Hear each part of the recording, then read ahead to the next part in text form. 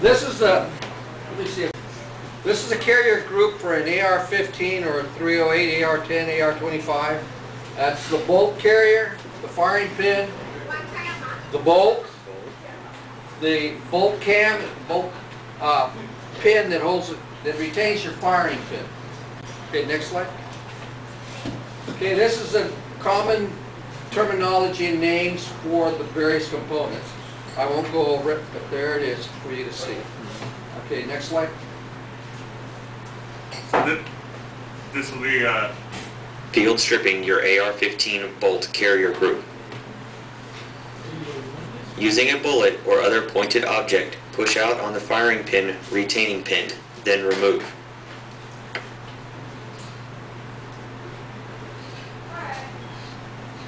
Tilt the bolt carrier group upward to allow the firing pin to fall free.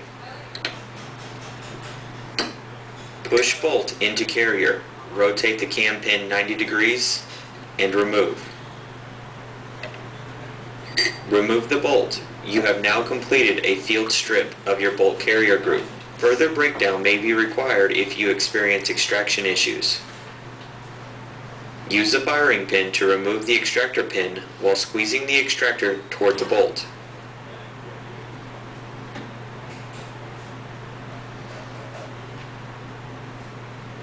The extractor can now be examined, cleaned, or replaced. Reassemble the bolt by squeezing the extractor and the bolt together, and slide the extractor pin into place.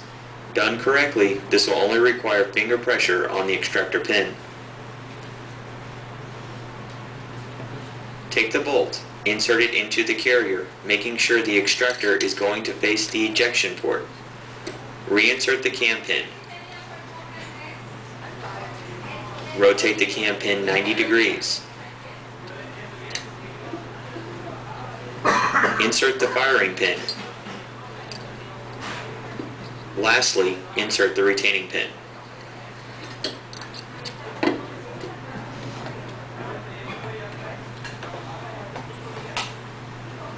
Okay, to follow up on just what he stated, when you put the firing pin in, make sure it seats all the way in. Because when you put the retaining pin in, lots of times you don't lock the firing pin into place. And when you shoot, you're going to have a jam, you're going to have a malfunction, and it's going to be very difficult to open that bolt. So remember that. Okay? Now, this picture here depicts a failure to feed properly. And it explains AR caused by sharp edge ejector. I'll point out the ejector in a minute to you and explain why that creates a problem. Part of it is the ejector not being properly lubed, but the ejector has a sharp edge on the surface. It's a round pin that pushes that shell out, and the extractor, which is this, flips it out of battery for the next round. Okay, next please.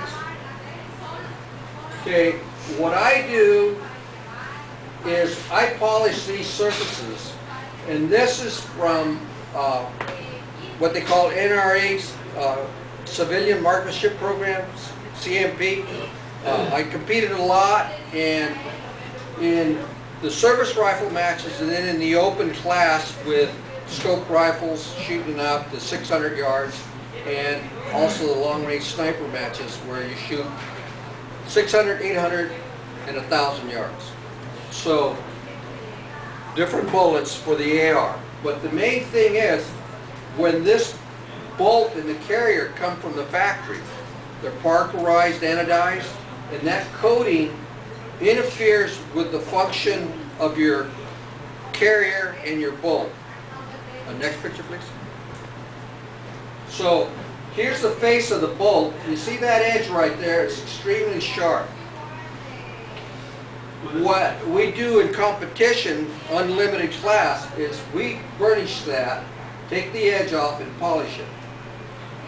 We also polish the edges of the cam. Now here you have the polished extractor. This extractor in a stock form has a very sharp edge here and underneath here. So what happens, and if you look at your cartridges when they come out, a lot of times you'll see them pitted and scratched or even broken. That's because of two problems. Here, the extractor button here, the pin that extracts, it's been radiused to allow proper feeding of that cartridge. So that when the cartridge comes in, it's picked up out of the magazine, it slides over this position here, and then it locks in. And this is polished to allow that smooth transition and lockup. Change? Alright, here is the ejector pin, the extractor pin and stuff. You can see that it has, this one's been fired, so you see some wear. Now, they've taken that out and they've radiused it. Here's an alternative method, and this is typically what I do, because generally the spring tension doesn't allow this to rotate. Next, please.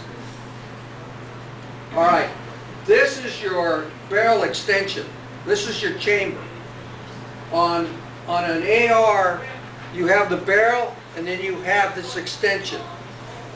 What we do in competition, before we assemble it, we take a thin stainless steel and wrap the barrel and then fit the sleeve to it so that it doesn't allow any type of movement.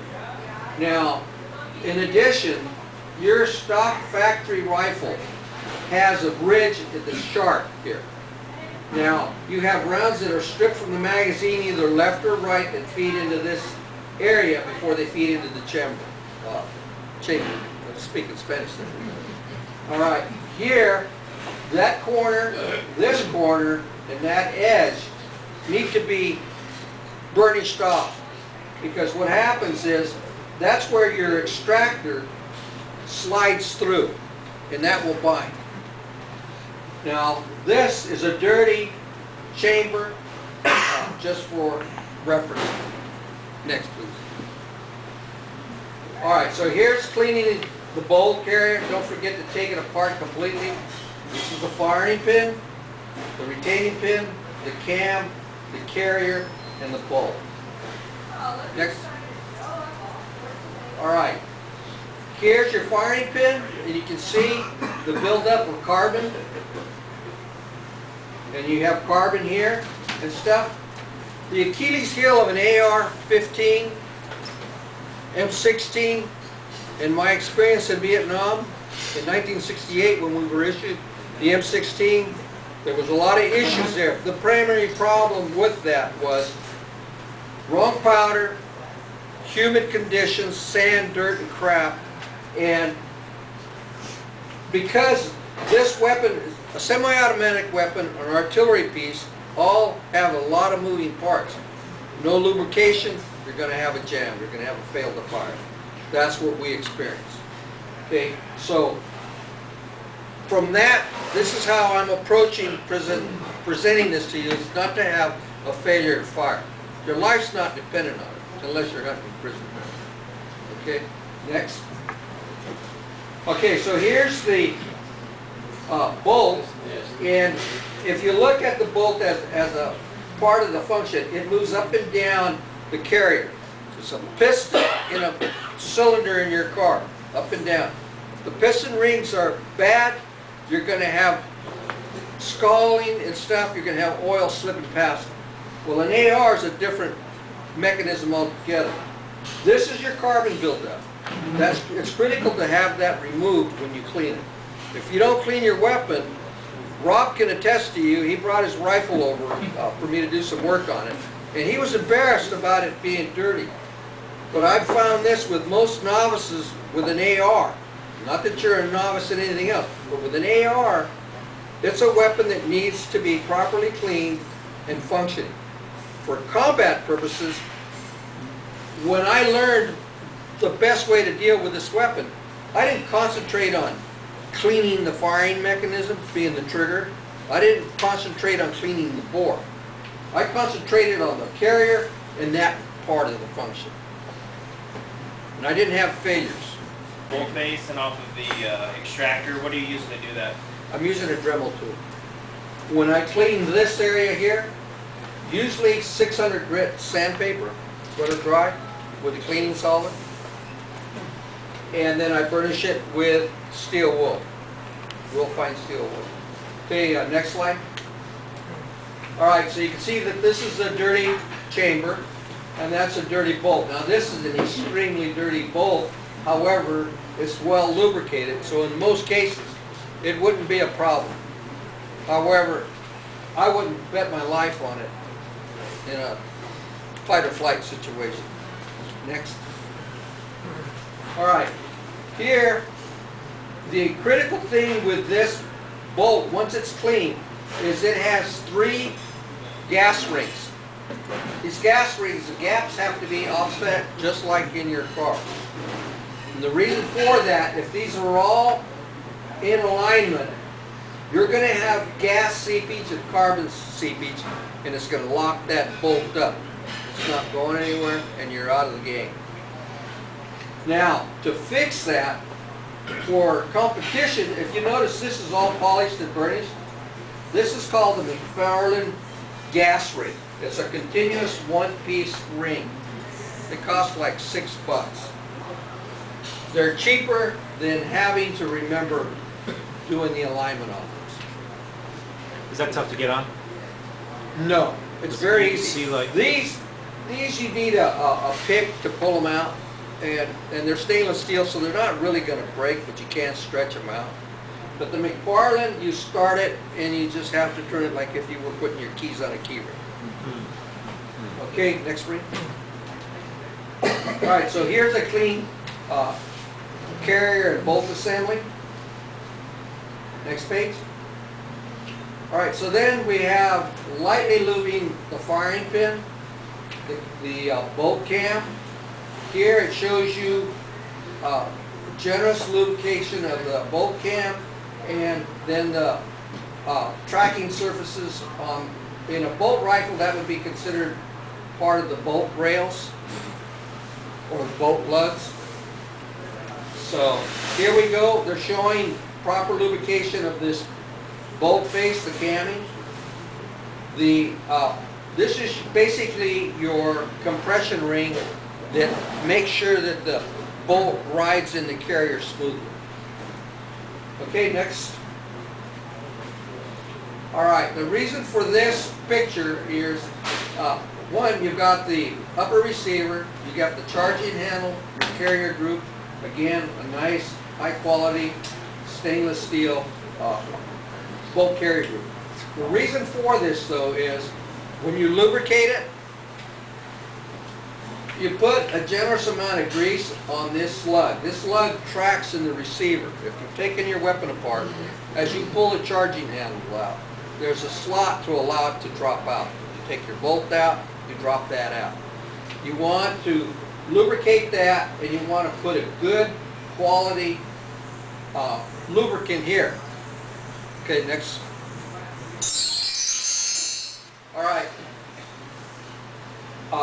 Robert put this together in conjunction with a little input from myself, but I swear by Slip 2000, and this is Extreme Weapons lubricant, and this is the Extreme Weapons grease. The reason for that is this is designed the same as CLP. The military, all branches, swear by CLP. The problem with CLP, depending on the type of powder, depending on your fouling, your carbon fouling, it will build up and it'll flash off, meaning it doesn't handle extreme high temperature. If you shoot a weapon a lot, I'm not talking hundreds upon hundreds of rounds, or in this case, you don't clean your weapon often enough or use the correct type of flushing, cleaning lubricant, it's going to jam. And the problem is it's going to jam when you most likely don't want it to jam. So the grease, both of these handle extreme temperatures from 50, 60 degrees below all the way to 1200 some odd degrees.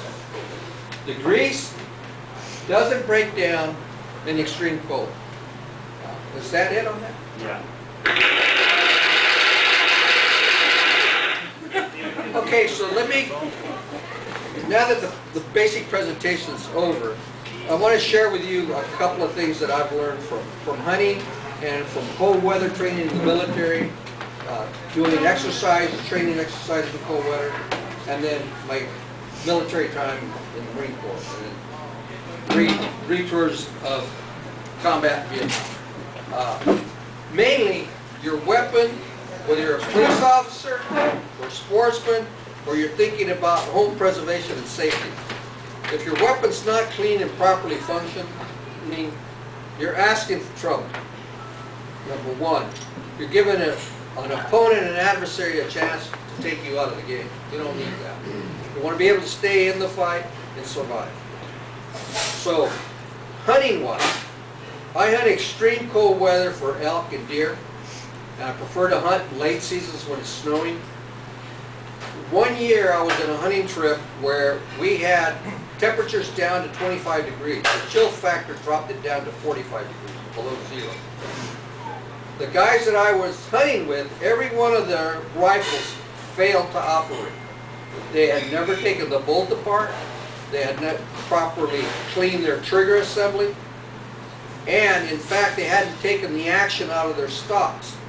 So certain greases and oils and carbon will turn around and just freeze up and gum up your weapon, and you can't use it. You spend, if you go on a guided hunt, you're talking $3,500 to $6,000 plus your expense to get there. You're out of the game unless somebody's willing to loan you a rifle. And I was on an elk hunt where the majority of the people could not shoot their weapons. I ended up cleaning weapons while I was there. But I was the only one that got a 5-point bolt. And it wasn't because I was better than them. It's because I was properly prepared. And I was willing to endure the extreme conditions. So mentally, psychologically, I was prepared, and I prepared in advance. So with a rifle, you blow out the trigger guard, the assembly, take it apart, clean your trigger group. You can flush it out with brake parts cleaner, spray it with an air hose, blast that stuff out. Then you can lubricate it with lighter fluid or a good quality, high temp lubricant. Now, with the bolt, you take your bolt apart, and I've given you a demonstration on that, and I'll do it again in the future, and we'll probably do a PowerPoint presentation on that. The critical thing about a firing pin and a bolt assembly and your spring, if it's not properly cleaned, it's going to freeze on you. It'll get dirty, it'll gum up, and it won't work. That's it. Any questions? Any questions? Sure. On the AR, on the bolt carrier, what do you think about the Mobile One synthetic? Not a good choice. Why? Why? Because, I'm asking. well, because number one, even though it's advertised as a high quality, it has too much density to it. Okay? It needs to be fine lubricant that's designed for extreme temperatures. Now, if you don't, like, most cars today are 520, 530 oil, and mostly everybody's going synthetics. With a firearm, any contaminants, if you're down in the desert coyote hunting, you got dust. You're driving down dirt roads, you've got dust. You're crawling around, you're sitting around, you lay your rifle down, you fall down, you get crap and crud on your weapon. It's also going to get inside those internals. And if you're not using the proper lubricants, it's going to jam. We've got lots of current veterans that got a lot of experience in Iraq and Afghanistan and other places where they've had malfunctions. They may not talk about it, but they've had them. I'll tell you, 3 tours in Vietnam, I had guys with weapons that sucked, and they were too lazy to clean them. And as an NCO, I made a point of going, hey, you let's take a look at your weapon. Oh, Sarge, I don't want to look at it. No, man, it's over. It's okay. No, it's not okay. Because if you get killed or wounded, the rest of the team has got to work to save you. Okay, in a hunt, like Rob said, and Odin and others have said, I couldn't make the shot, or I missed. Or Rob it explained that when he shot at what would have been the winning coyote, he jerked the trigger. Part of the problem with that trigger was it had creep, it had grit, and it wasn't functioning. It's a mass-produced product, and it's not tuned. Any other questions? Any experience with some of these new coatings on bolts? Okay, I'll give you an example. I know a guy who paid $10,000 for 338 pool. He paid another $4,000 for a Schmidt & Bender scope. Okay, he turned around, he went on an elk hunt, it cost him $10,000. And he came home $20,000 short of any money or an elk, because it was taken and it was, what do you call it, Cerakote? Yeah, it was Cerakoted. It was put together by an exceptional gunsmith. But the gunsmith, when he got all the parts back, did not lap and remove the Cerakote off the functioning moving parts. Looked great, he never shot it. The gunsmith bore sighted it.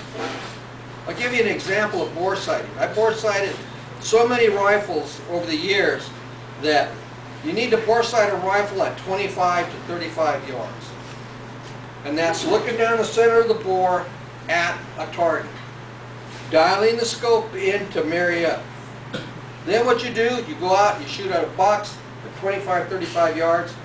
It hits anywhere near the bullseye, then you're good to go to move out to 100 yards and make your final sighting in. Now the military, the Marine Mews, the combat units that go on board ship, a lot of times when we're out training and stuff, all our scoped weapons, we would sight at 35 yards if the ship allowed us to shoot them. Because 35 yards will put you right in at 200 yards within a couple of inches. However, you want to do that before. Is it possible for some time in the future to get some of the guys together with ARs and that was one of the suggestions I made in the survey. well, I'd like to make the same suggestion. Well, what is that? Well, a lot of us have ARs, and I've never taken mine apart. I've never done anything to it except shoot it a few times. Yeah. I'd like to learn how to do that and feel comfortable Sure. that I can do it. What? And do all the workshop. Workshop or Yeah. That's a good idea. Yeah. That's a good idea. We've talked about it. Jeff and I are talking about maybe getting the range day that we could sort of have an open end and just be able to do those type of things. The range is probably the best place that we can really do that, and it's just my thought. We have a lot of RSOs here to be able to take advantage of that, so I think we'll look forward to that. Hopefully, I'm guessing probably come the new year, we'll probably look into it. Do you have any special considerations for the drop-in trigger systems? Because they're not really assemblable. Well, Rob will test. I took a standard issue trigger and cleaned it up and tuned it for him. And I think he's extremely happy with the results. So that can be done. There's a lot of things you can do in triggers or springs you can change. But my experience with the JP Enterprises trigger, it's a good trigger and it's well thought out, and it needs some minor tuning and adjustment. There's what's called timing. You've got the extractor, you've got the trigger, and you've got the hammer, and they all have to interplay together to get that proper basic lockup for the trigger to work and function properly. Yes. Do you recommend the JP over the Timney drop-in? Absolutely. Timney's a good drop-in. The big difference, the reason I say JP is, what was it cost, $100 and some odd dollars? Yeah, 100 quarters on it. Yeah, so it's a good price. JP or a Timney, Chip McCormick's, they're all basically a unitized assembly that you take all the components out from factory, you put a cassette in and you put your pins back in and you're ready to rock and roll. Problem is, you can't do too much in the way of tuning. Now, we can tune a stock trigger with various springs. And the reason I say JP has two different springs. They have what's called the CMP spring that will set your trigger at 4 pounds. Has to be 4 pounds to shoot service rifle match competitively. Then the other spring will bring you down into 3 pounds, plus or minus. And with a little bit of polishing and making sure everything meets and fits together properly, you're good to rock and roll. And the biggest problem with the factory triggers, again, everything is parkerized, anodized, or whatever. Your problem with the trigger components, the hammer, the trigger, they're on an axis. And that pivot point, you've got the parkerizing that when you slip it into the receiver, the lower receiver, you can feel it that it's a tight fit. When you put the pins in without the springs, if you wiggle it around, it's going to be rough. When you squeeze your trigger, no doubt you feel creep and you feel rough edges and stuff before it breaks. A lot of that can be just polished out. You know? It's just like blueprinting the heads on your car. Anything else? Damas? Thanks, Bob. You're up.